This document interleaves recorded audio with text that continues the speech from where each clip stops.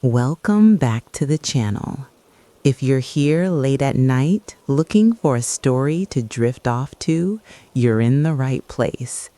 Before we begin, take a moment to like the video and subscribe.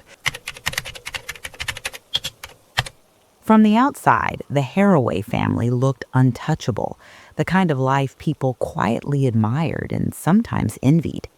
Daniel Haraway was a former military man, disciplined, polite, and steady. He worked private security for a well-known international faith organization based just across the river from his home. His wife, Melissa, was warm and organized, the kind of woman who remembered birthdays, baked for church events, and kept the household moving without ever drawing attention to herself.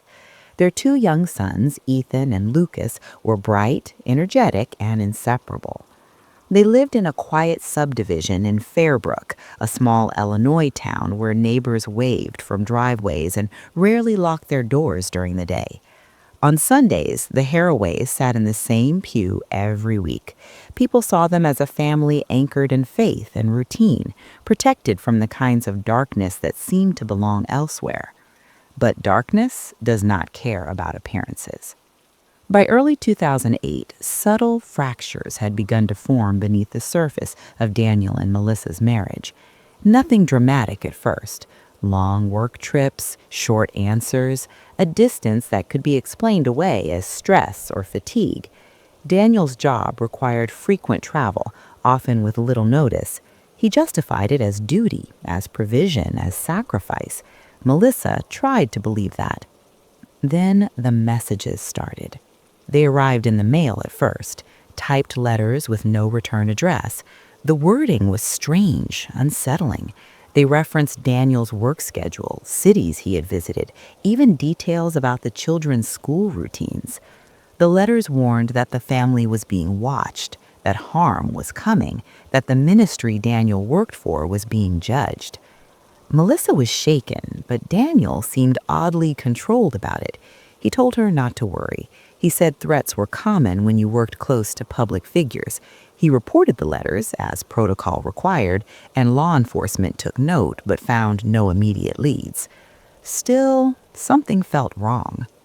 At the same time the letters appeared, Melissa began noticing changes she could not ignore. Daniel guarded his phone. He stepped outside to take calls. He stayed up late, texting with the screen turned away from her. When she asked, he said it was work. She wanted to believe him. Trust is not something most people give up easily, especially after a decade of marriage. But the feeling persisted, a quiet internal alarm she could not shut off. In late 2008, Melissa confided in a close friend from church. She admitted she feared Daniel was pulling away, that she suspected there might be another woman. Saying it out loud made it real, and that realization terrified her. She asked her friend to pray for clarity, for protection, for her marriage. Shortly after that, Daniel told her he wanted a divorce. He didn't yell, he didn't cry. He said it calmly, almost clinically, as though he had rehearsed it. He claimed he was unhappy, that he felt trapped, that he needed a different life. Melissa was stunned. She begged him to reconsider, to seek counseling, to think about their children. Daniel said he would think about it. Outwardly, life continued. The boys went to school. Melissa kept attending church. Daniel kept traveling for work. But the atmosphere in the house changed. It felt tense, unstable, like a structure holding together only because no one dared touch it. On the morning of May 3rd, 2009, Daniel woke up before dawn. He put on his workout clothes, kissed Melissa lightly on the forehead, and told her he was heading to the gym across the river, something he often did before early shifts. She half slept through the goodbye, unaware it would be the last time she saw him alive. A few hours later, Daniel called a neighbor who worked with the Fairbrook Police Department. His voice was urgent, controlled, but strained. He said he couldn't reach Melissa. She wasn't answering her phone. Something felt wrong. Given the threatening letters, the request did not seem unreasonable. Police were dispatched to the house. They noticed an open window near the basement. Inside, the scene was immediately clear and devastating. Melissa and the boys were dead. The walls bore threatening messages painted in red, echoing the language of the letters that had arrived months earlier. The town of Fairbrook froze. News traveled fast in a place that small. A family everyone knew, gone in a single morning. Speculation followed immediately. Fear settled in. Parents kept children home from school. Church leaders canceled services. People locked their doors for the first time in years. Investigators treated the scene carefully, but their instincts followed a familiar path. Statistically, spouses are often responsible in cases like this. Daniel was questioned extensively. He appeared cooperative, emotional at times, detached at others. He repeated his story consistently. He had been at the gym. He had nothing to hide. But evidence has a way of speaking louder than grief. Phone records showed Daniel had been in contact with a woman during his travels, a woman who was not his wife. Surveillance footage from the gym raised questions about timing. The threatening letters, once thought to point outward, now seemed staged. Investigators began to believe the scene had been carefully constructed, not as a crime of impulse, but as a calculated attempt to redirect blame. The affair became public. The woman involved was questioned. She claimed Daniel had spoken about leaving his wife, about starting over, about feeling cornered by his life. She denied knowing anything about the murders. As the case unfolded, the image of Daniel Haraway shifted in the public mind. He was no longer the disciplined protector. He was a man with secrets, pressure, and motive. Daniel was arrested 16 days after the murders.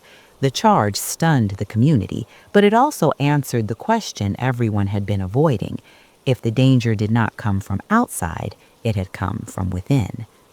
As Daniel sat in jail awaiting trial, more details surfaced. Messages deleted but recovered, lies layered carefully over time, a plan that depended on fear, distraction, and the assumption that no one would look too closely at a man who wore the right uniform and spoke the right language. The trial would take years to reach a courtroom. When it did, it would expose not just a crime, but the slow unraveling of a man who chose destruction over accountability. And beneath it all, a haunting truth lingered. Evil does not always announce itself. Sometimes it whispers, waits, and works patiently until someone decides to listen. The arrest of Daniel Haraway sent a shock wave through Fairbrook that did not fade quickly. People who had watched him coach youth sports, stand quietly during church services, and speak politely to neighbors now struggled to reconcile that image with the allegations laid out by investigators. The town split into uneasy silence. Some believed the evidence spoke for itself. Others insisted there had to be a mistake. No one wanted to accept that something so violent could have come from someone so familiar. Daniel was held without bond as prosecutors prepared their case. In interviews, he maintained his innocence. He spoke of being framed, of being targeted because of his work. He repeated the same phrases again and again, as if consistency alone could reshape reality. His parents stood by him publicly, describing him as a devoted father and a man of faith.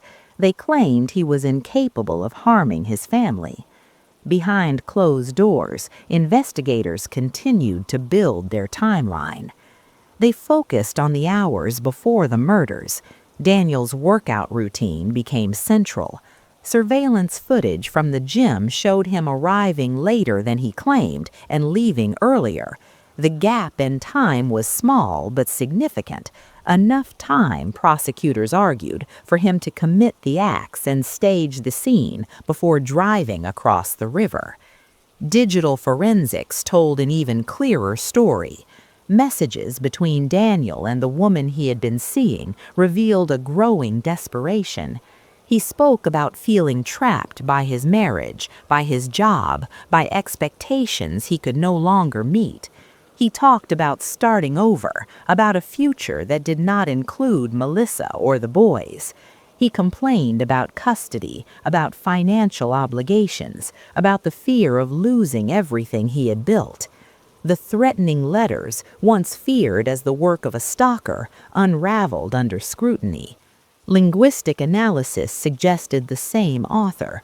The phrasing, the spelling patterns, the structure all pointed inward. Investigators traced the paper and printer ink to materials Daniel had access to. What once looked like an external threat now appeared to be a carefully crafted illusion. As the case moved forward, the affair took on deeper significance. The woman Daniel had been seeing was not a stranger. She had met Melissa. She had been welcomed into their home on more than one occasion. That detail weighed heavily on the jury pool once it became public. Betrayal layered on betrayal, deepening the sense that this was not a sudden break, but a long, quiet erosion of moral boundaries. The trial began 2 years after the murders, held in a neighboring county to avoid local bias. It lasted just over a week, but each day felt heavy. Melissa's family sat in the front row, composed but visibly strained. Daniel rarely looked in their direction. When he did, his expression remained flat, unreadable. Prosecutors laid out their case methodically. They avoided dramatics. They relied on timelines, records, and patterns. They argued that Daniel had seen his family not as people, but as obstacles. Obstacles to a new life, a new relationship, and the preservation of his career. Divorce, they claimed, would have exposed his affair, jeopardized his job, and placed him under financial strain. In his mind, removing his family removed the problem. The defense pushed back, emphasizing Daniel's military background, his discipline, and the absence of direct physical evidence placing him at the scene at the exact moment of death. They suggested the letters could still have been real, that someone with knowledge of the family could have exploited existing tensions. They reminded jurors that grief does not look the same on everyone. But doubt is not enough when patterns align. Witnesses testified about Daniel's behavior in the months leading up to the murders. Friends recalled him becoming more withdrawn, more irritable. Melissa's confidants spoke of her fear and confusion, of her belief that something was deeply wrong, but not knowing how to name it. Experts explained how staging a crime scene can mislead initial assumptions, but rarely withstand sustained analysis. The jury deliberated less than a day. When they returned, the courtroom was silent. Daniel stood as the verdict was read. Life without the possibility of parole. There was no outburst, no collapse. Daniel simply nodded once, as if acknowledging an outcome he had already accepted. His parents wept quietly. Melissa's family held each other. Grief mingled with a fragile sense of finality. Sentencing closed the legal chapter, but it did not end the pain. The burial of Melissa and the boys became another point of conflict. Daniel's parents requested that the children be laid to rest near them, arguing they deserved to remain close to family. Melissa's relatives opposed it fiercely. The court ultimately ruled that Daniel's family could not dictate the resting place of the victims. The graves were moved closer to Melissa's childhood home, a decision that felt symbolic as much as practical. Daniel was transferred between facilities for safety reasons. Inside prison, he filed appeals, each one asserting errors, bias, and misconduct. Each was denied. With every rejection, the case drifted further into history, though never into obscurity. Public opinion hardened over time. Initial uncertainty gave way to a colder understanding. This was not a crime of passion, nor a moment of lost control. It was a deliberate act shaped by desire, fear, and a refusal to face consequences. For those who followed the case closely, questions lingered beyond the legal facts. How does someone reach that point? How does devotion erode into annihilation? Some pointed to psychology, to narcissism, to compartmentalization. Others spoke of moral failure, of temptation left unchecked. There were those who believed something darker had been at work. They spoke of internal voices, of rationalizations that grow louder the more they are obeyed. They argued that when people feed selfish impulses, those impulses begin to feel inevitable, even justified. The language differed, but the idea was the same. Choices compound, lines blur. What once felt unthinkable becomes possible. Daniel Haraway did not act in isolation from his own decisions. Every message sent in secret, every lie told to maintain appearances, every moment he chose desire over responsibility narrowed his path. By the time he reached the end of it, there were only two directions left: accountability or destruction.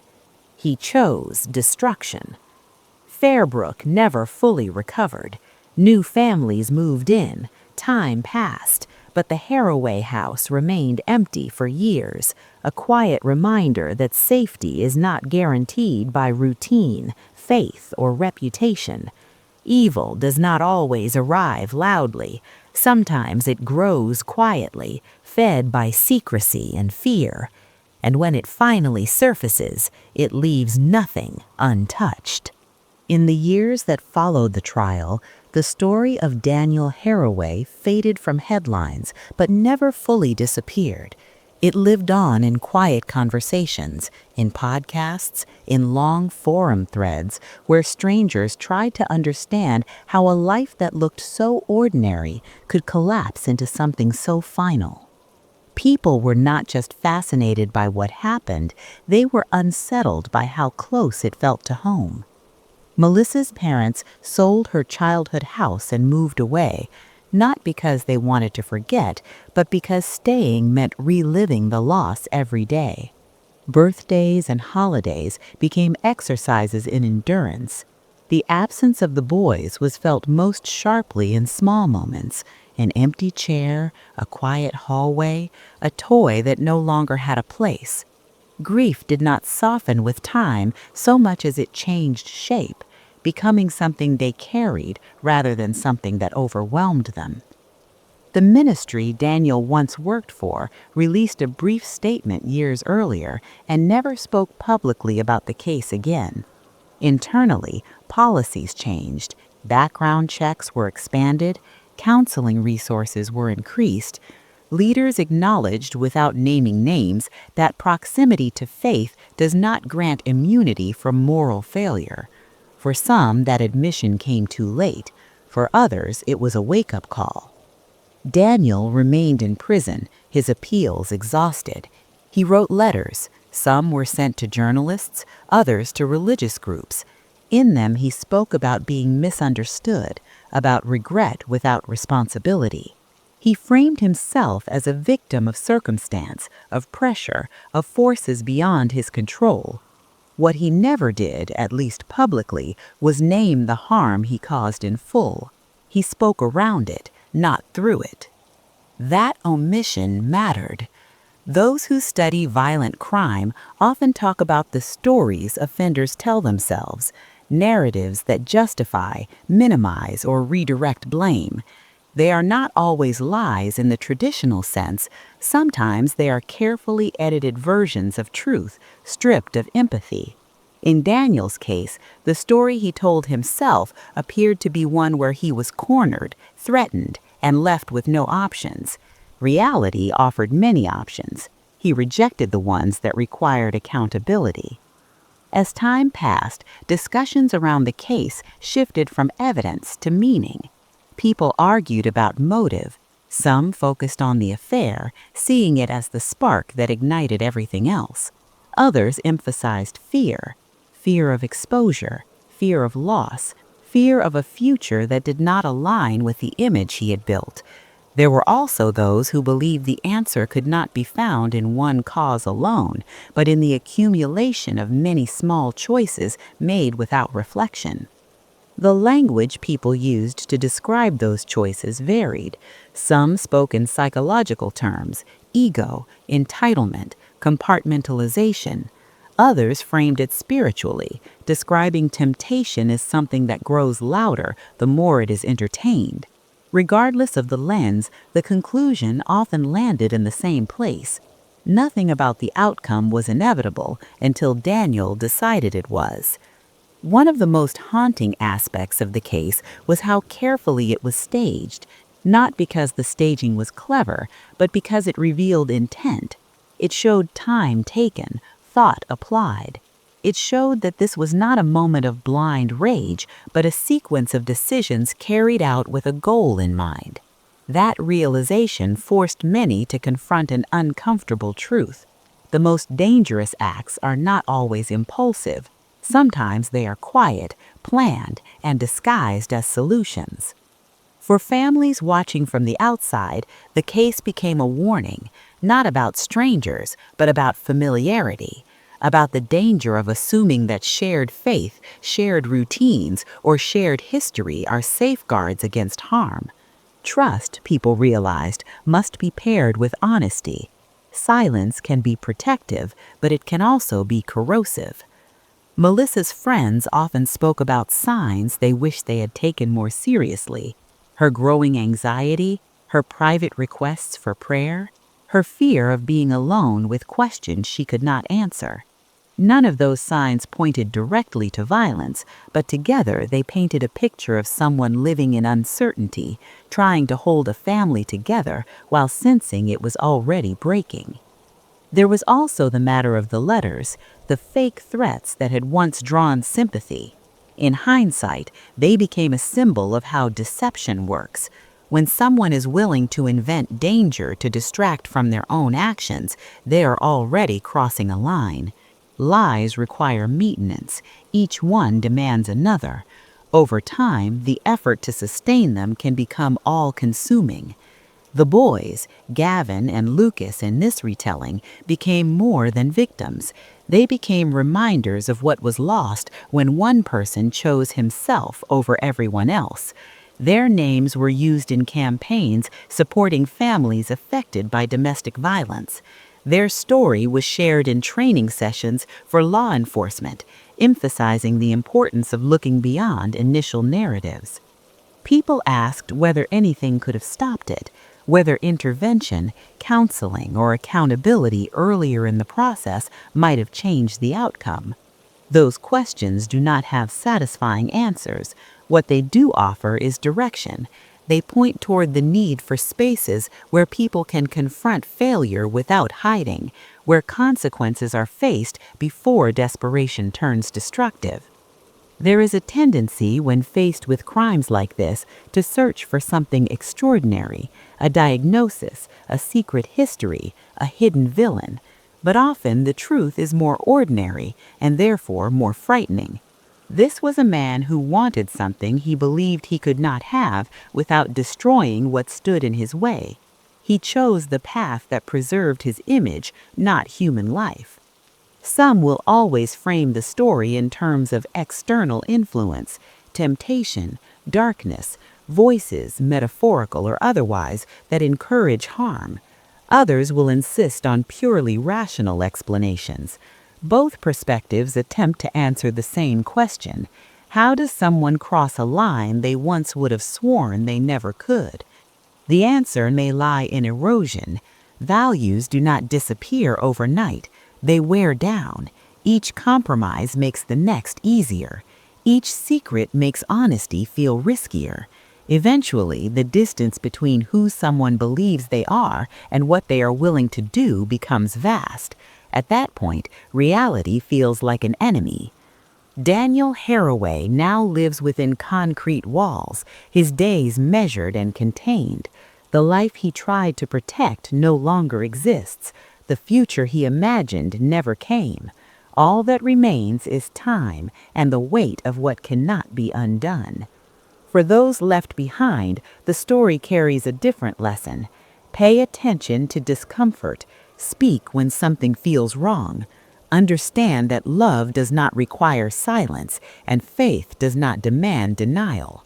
Evil does not always announce itself. Sometimes it whispers, offering solutions that cost everything. The tragedy of this case is not only that lives were taken, but that it was avoidable at many points along the way. It serves as a reminder that the most important battles are often internal, and that refusing to face them can have consequences far beyond oneself. In the end, there is no meaning that can redeem what happened. There is only understanding, and the hope that understanding might prevent the next quiet collapse before it turns irreversible. On the evening of March 18, 2024, nothing about the quiet city of Westbridge suggested it was on the edge of catastrophe. The neighborhood of Maple Ridge was the kind of place people described as safe without thinking too hard about it. Tree-lined streets, modest homes, porch lights glowing at dusk. Families walked dogs, teenagers rode bikes. It was the sort of place where people believed the worst things happened somewhere else. 26-year-old Evan Mercer had spent years moving through life without drawing attention to himself. He wasn't known as violent, he wasn't known as unstable. To most people, he was just another guy trying to get by. His record reflected that. One minor charge from years earlier, nothing that hinted at what was coming. That night, Evan went to visit an old friend, Lucas Brenner, someone he had known since high school.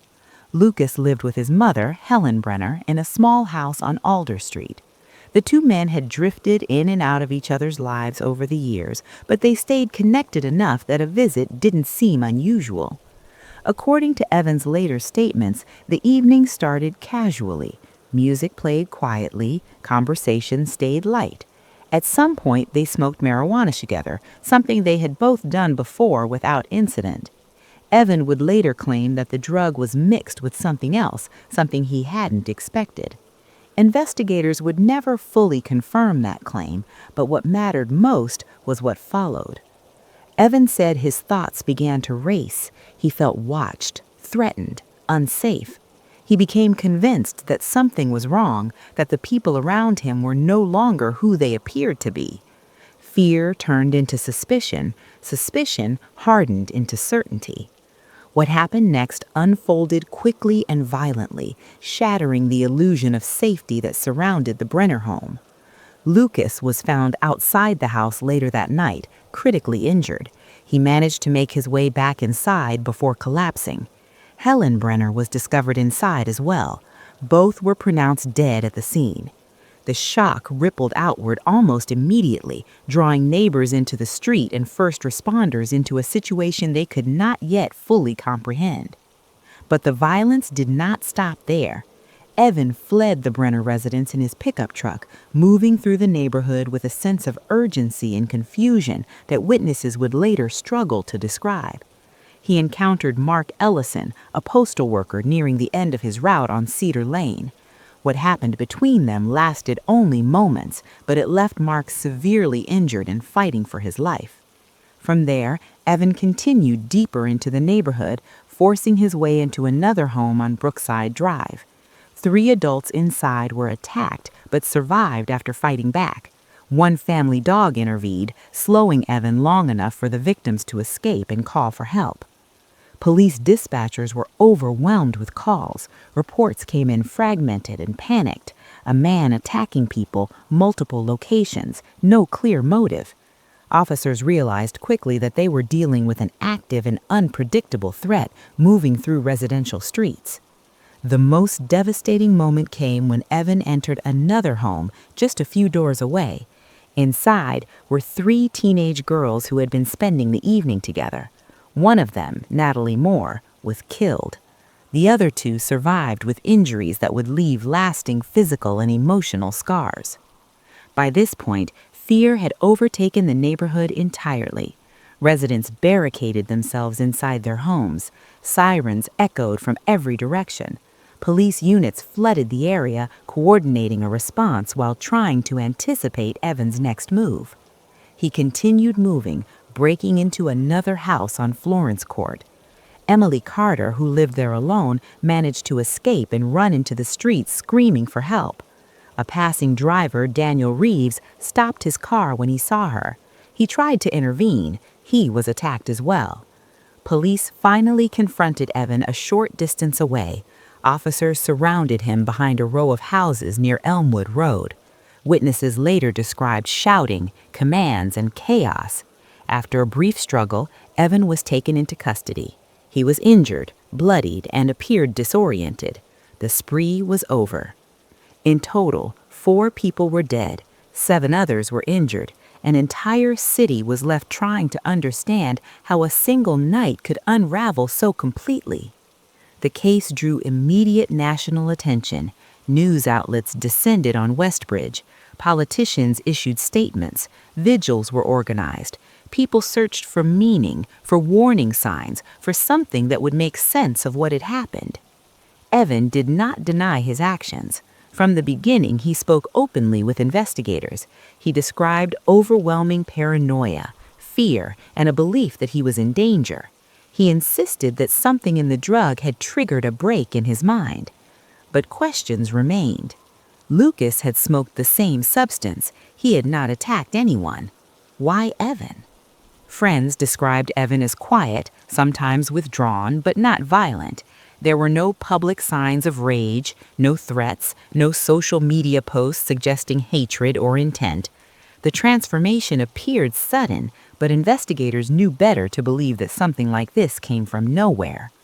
Mental health professionals weighed in cautiously. They spoke about psychosis, substance-induced paranoia, latent conditions that can be triggered under certain circumstances. They emphasized that most people who experience paranoia or mental illness never become violent. Others looked for answers beyond psychology. Some people talked about spiritual darkness, about temptation, about forces that influence human behavior when judgment is weakened. They pointed to the way drugs can lower resistance, amplify fear, distort reality. They spoke about how destructive thoughts do not always arrive loudly, but quietly, disguised as self-protection. These interpretations were not offered as excuses. Evan was responsible for what he did. But responsibility did not eliminate the need to understand. The neighborhood of Maple Ridge struggled to recover. Children had nightmares. Adults questioned their sense of safety. People who had lived there for decades admitted they no longer felt the same walking down their own streets. The Brenner home sat empty, cordoned off with tape for weeks. Flowers piled up outside. Notes were left on the fence, messages of grief and disbelief. As the investigation continued, one truth became unavoidable. This was not a story about a dangerous neighborhood or a lifelong criminal. It was a story about how fragile stability can be and how quickly ordinary life can fracture when fear, altered perception, and unchecked impulses collide. And the hardest part was knowing that the warning signs, whatever they were, had not been obvious enough to stop it. In the days that followed the attacks, Westbridge felt suspended in a strange and heavy silence. Police tape still fluttered in the spring wind. Newsstands lined the streets near Maple Ridge. People spoke in hushed tones at grocery stores and gas stations, replaying the same question again and again. How could this have happened here? Evan Mercer was held in a secure medical unit immediately after his arrest. Officers who had taken him into custody described him as confused and emotionally flat, shifting between agitation and long stretches of silence. He asked repeatedly where he was. At times, he seemed to understand what had occurred. At other times, he spoke as if the night were still unfolding. Detectives began the painstaking work of reconstructing Evan's movements. Doorbell cameras, traffic footage, phone records, witness statements. Each piece added clarity but no comfort. There was no sign of accomplices, no evidence that Evan had planned the violence in advance, no trail of messages suggesting coordination or intent. The timeline suggested something more chaotic, a rapid escalation, a collapse.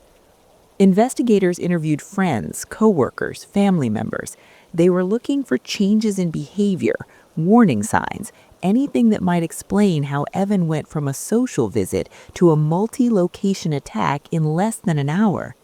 What they found was complicated, but not shocking. Evan had struggled quietly for years. Periods of anxiety, sleep problems, a tendency to isolate when overwhelmed. Nothing that had resulted in hospitalization or formal diagnosis, but enough that people close to him remembered moments when he seemed distant or troubled. He had drifted between jobs, he kept few close relationships, he avoided conflict and rarely expressed anger outwardly. There was no history of violence. In the weeks before the incident, however, several people recalled Evan acting increasingly paranoid. He spoke about feeling watched, about sensing hostility where others saw nothing. He mentioned trouble focusing, nightmares, a growing distrust of strangers. None of it seemed extreme enough at the time to prompt intervention. In hindsight, those moments took on a different weight. Toxicology reports became a focal point of the investigation. Evan insisted that the marijuana he smoked that night had been altered. Investigators tested what they could recover, but the results were inconclusive. There were traces of substances consistent with cannabis use, but nothing definitive that explained the scale of his reaction. Experts explained that reactions to drugs can vary widely, especially when underlying mental health vulnerabilities exist. A substance that barely affects one person can destabilize another. That explanation helped answer some questions, but it did not fully satisfy the public. Why had Evan, and not Lucas, experienced such an extreme break from reality? Mental health professionals testified that psychotic episodes do not always follow predictable patterns. They can emerge suddenly. They can be triggered by stress, sleep deprivation, substance use, or a combination of factors. Once the mind crosses a certain threshold, fear can become indistinguishable from fact. In Evan's case, investigators believed fear drove everything that followed, not rage, not revenge, fear amplified into something uncontrollable. Still, the legal system could not operate on fear alone. Prosecutors charged Evan with multiple counts of murder and attempted murder. The case was assigned to a special prosecution team due to its complexity and public impact. Defense attorneys requested extensive psychological evaluations, arguing that Evan's mental state at the time of the attacks was severely compromised. Those evaluations painted a disturbing picture. Doctors described Evan as suffering from a severe psychotic episode during the incident, marked by paranoia, distorted perception, and a loss of connection with reality. He believed he was under immediate threat, that the people around him intended to harm him, that he had to act to survive. But the evaluations also made something clear. Evan understood the difference between right and wrong in a general sense. He was not completely detached from reality before the incident, and after the fact, he showed awareness that people had been harmed. That distinction mattered. The court ruled that Evan was competent to stand trial. As legal proceedings moved forward, the families of the victims were forced to relive the night in fragments. Statements were read aloud, security footage was played, witnesses testified about moments they wished they could forget. Helen Brenner's family spoke of her kindness, her routine, the way she always made too much food when company came over. Lucas's friends described his loyalty, his humor, the way he never left anyone behind. Natalie Moore's school held a memorial that overflowed into the parking lot. Teachers described her as bright and compassionate. Classmates spoke about plans that would never be realized. The injured survivors struggled with guilt as much as pain. Why them? Why not others? Why did they survive when others did not? The neighborhood of Maple Ridge organized support groups. Counselors were brought in. Children were offered therapy. Adults attended sessions reluctantly at first, then more openly as the weight of the trauma settled in. Police officers involved in the response were given mandatory counseling as well. Some had arrived at scenes they could never unsee. Others wrestled with the knowledge that seconds and decisions had mattered in ways that would haunt them for years. Public discussion around the case became increasingly polarized. Some focused on mental health, arguing that the system had failed Evan long before the attacks, that warning signs had been missed, that access to care was insufficient. Others rejected that framing, insisting that explanations should not soften accountability.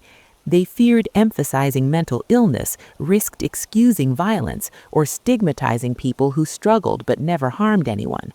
Then there were those who looked beyond clinical language entirely. They spoke about moral collapse, about temptation, about destructive thoughts that take hold when discipline erodes. They argued that substances, isolation, and unchecked inner narratives can feed something dark inside a person, regardless of diagnosis. Not everyone agreed on terminology, but many agreed on one thing. Something had gone terribly wrong long before March 18th. Evan's own statements during interviews were unsettling in their clarity and confusion. He described moments where his thoughts felt hijacked, where fear became instruction, where he believed he was acting to protect himself from an imminent and undefined threat. He expressed remorse, but it surfaced unevenly. Sometimes he cried, sometimes he stared at the floor, unable to speak. At other times, he asked factual questions about the charges against him, as if discussing someone else entirely. Psychologists explained that remorse after psychosis can be fragmented. The mind struggles to reconcile actions taken during a break with the person's self-image. As the trial date approached, the city of Westbridge braced itself again. Security was tightened, courtrooms filled, the media returned, and under everything lay an uncomfortable truth. This case offered no simple villain archetype, no lifelong criminal, no clear motive, just a series of choices, vulnerabilities, and moments where fear overwhelmed restraint. People wanted certainty.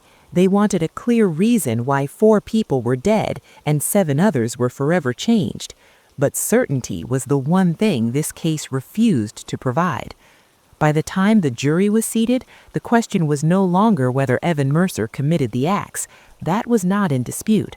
The question was whether society could understand how such violence emerged from such ordinary beginnings, and what responsibility it carried to prevent the next fracture before it happened.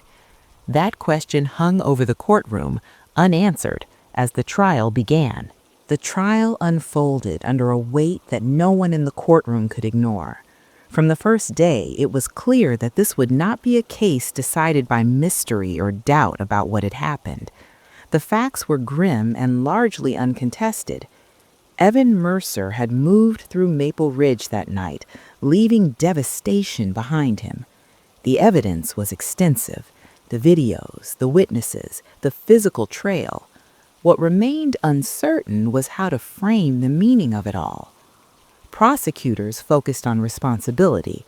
They acknowledged Evan's psychological struggles, but they refused to allow those struggles to eclipse the reality of 4 lives lost. They argued that fear, however intense, did not absolve a person of the consequences of their actions. Evan had made choices. He had moved from house to house. He had continued even when resistance and escape were possible. The state's position was simple. Whatever had been happening inside Evan's mind, the damage he caused was real, permanent, and irreversible. The defense did not deny the harm. Instead, they asked the jury to look at the full human context. They called psychologists who explained how psychosis can distort reality so completely that survival instincts override moral reasoning. They spoke about how the brain, under extreme stress and chemical influence, can turn perception into threat and fear into command. They argued that Evan had not acted with malice, but with terror. The families listened, some with anger, some with numb resignation. No explanation could bring back the people they had lost. No diagnosis could soften the impact of empty bedrooms, unanswered phones, or holidays that would never feel whole again. When Evan took the stand, the courtroom fell silent. He spoke slowly, carefully. He described the night not as a series of decisions, but as a flood. He said fear came first, then certainty that something terrible was about to happen. He said he believed he was being hunted, that everyone he encountered was part of a threat he could not escape. He admitted that now, in hindsight, he understood none of it was real. That knowledge, he said, was what haunted him the most. "I didn't wake up that morning wanting to hurt anyone," he said quietly. "I didn't even know I was capable of this." Some people believed him, others did not. Belief, however, was not the standard the jury was asked to apply. After weeks of testimony, the jury deliberated for 3 days. When they returned, the verdict reflected the complexity of the case. Evan Mercer was found guilty on all major counts. The court acknowledged his mental illness, but ruled that it did not meet the legal threshold to absolve criminal responsibility. Sentencing came weeks later. The judge spoke at length about accountability, about the limits of explanation, about the balance between understanding and justice. Evan was sentenced to multiple life terms to be served in a high-security facility with mandatory psychiatric treatment. As Evan was led away, he did not look at the gallery. He stared straight ahead, his expression unreadable. Outside the courthouse, reporters gathered reactions. Some family members spoke, others declined. Grief did not follow a script, and no one owed the public their pain. In the months that followed, Westbridge tried to move forward. The houses where the attacks occurred were renovated or sold. Some residents moved away, others stayed, determined not to let fear claim their community. Memorials were relocated to quieter spaces. Life, stubborn and relentless, resumed its routines. But something had changed. People paid more attention to one another. Teachers watched for signs of distress. Neighbors checked in more often. Conversations about mental health became more common, less guarded.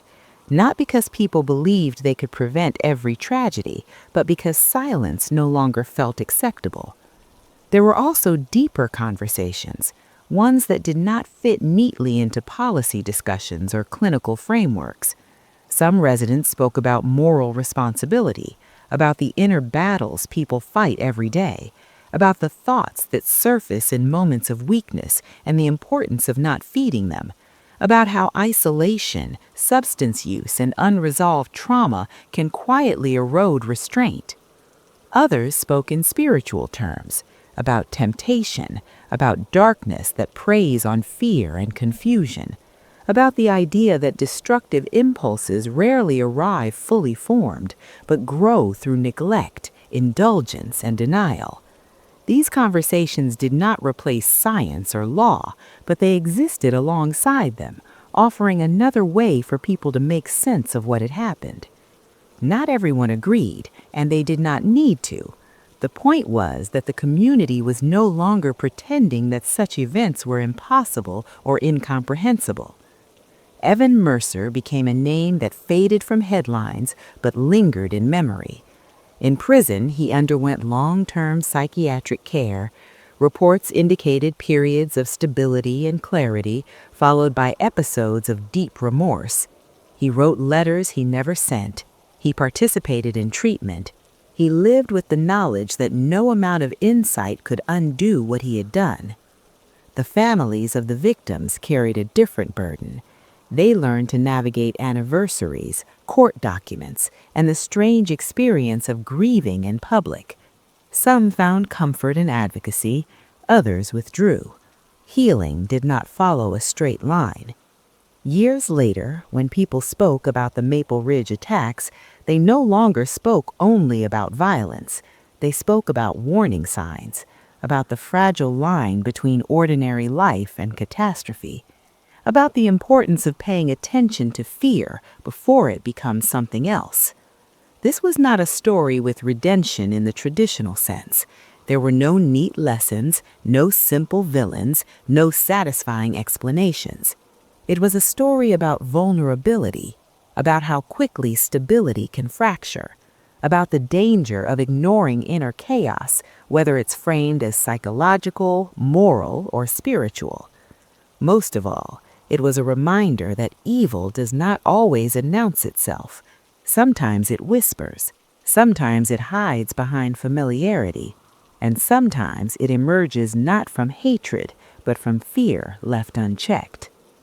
The people of Westbridge would carry that knowledge forward, quietly, imperfectly, hoping that awareness might be the one thing that keeps another ordinary night from turning into something irreversible.